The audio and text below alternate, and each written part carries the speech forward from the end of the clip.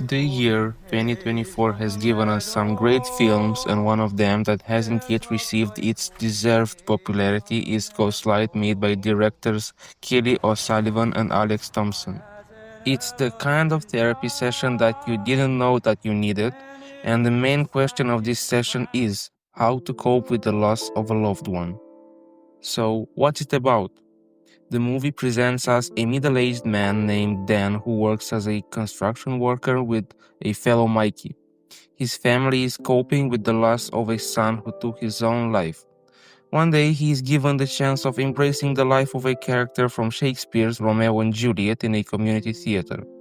And later on he discovers how similar is the conflict of the tragedy written by Shakespeare and the tragedy of his own family, and this becomes a way of reconciliation with the loss of his son. The next question would be how? How does this movie heal our emotional scars? First of all, there's the atmosphere. How do the directors achieve such a warm and comforting framework for the audience? The first thing that catches our eyes is the camera, a handheld, almost trembling camera that feels as if we're in the same room as the characters. The camera is almost static without many extravagant decisions, yet it's fairly empathetic as it switches between the medium shots on the secondary characters and the close shots when Dan or his family members are talking. It points everyone's attention towards the emotional pressure that's falling upon their shoulders and shows how they try to overcome it. But what is it to say about Dan and why one tends to relate to him so much? For me, the thing that sells it is how ordinary Dan looks. One can easily find himself in the malleable image of Dan. You would recognize a similar Dan by simply looking through the window and looking at the people walking down the street. And you could hardly understand why this character is so shy and yet so explosive. Even more, why does his daughter have such a bad attitude about other people? Yet all these questions are answered in a very beautiful way, tracing the future parallels with the play of Romeo and Juliet. The most heartwarming part of the movie is the chemistry between the members of the Mueller family.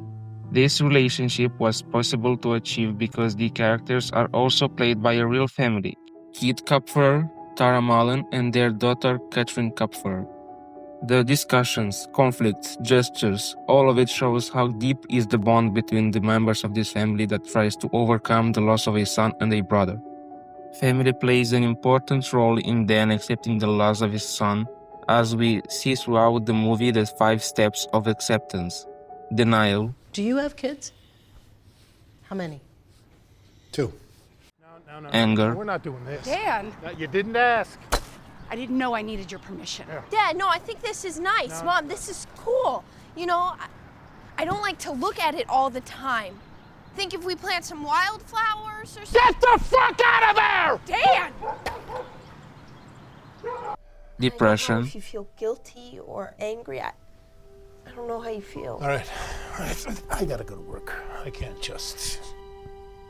Do your job. Help her. Up a little Bargaining. bit. Up a little bit. Wait. Yeah, what is it, Dan? We can't end it that way. Oh, that's not really the end, though, because we have They should wake up. Yeah. Oh, well, they can't wake up. Didn't you see me die? I got poisoned. She stabbed herself. Well, it's ridiculous. They've only known each other a week. That's the story. It's classic. It's stupid. It's Romantic. tragic. Oh, they're young supposed to be. and in love. Let's change it, okay? I mean, we can do that, right? Since it's all made up, it's make-believe, we can do whatever we We're not want. changing the ending to Romeo and Juliet. Why not? It's Shakespeare. Who gives a fuck?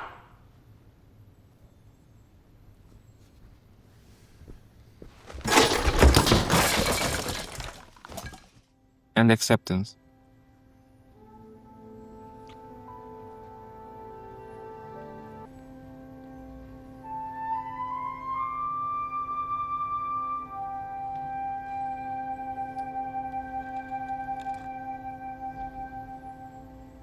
Here's to my love.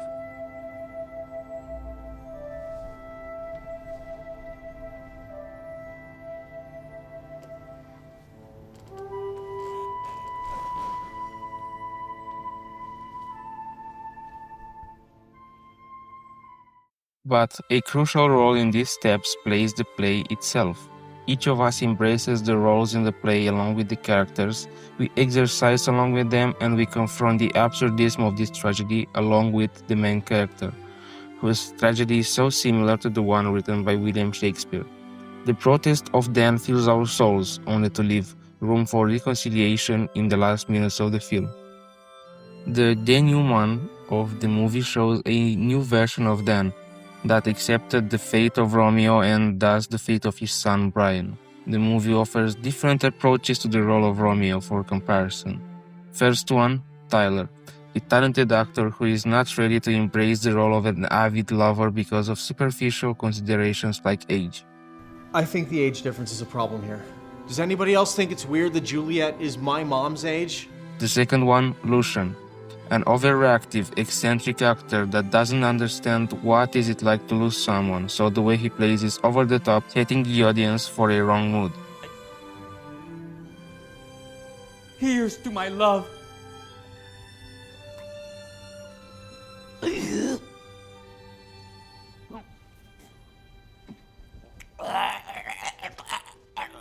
On the other hand, Dan, a slow, emotional play that shows the depth of the grief he kept inside of him that suddenly he let out to live with Romeo's emotions that he forbade himself to experience in reality. One of the, if not the most beautiful ways of purification of one's thoughts and emotions by the way of expressing them. So why should you see it? For learning how to live with the loss of a loved one, for learning how to face this loss together with the family, how not to hide from the problem and understand that it should be faced together. Through the image of the Mueller family, we learn an important lesson, that depression is a grave and isolation is a lid, hammered with nails of silence.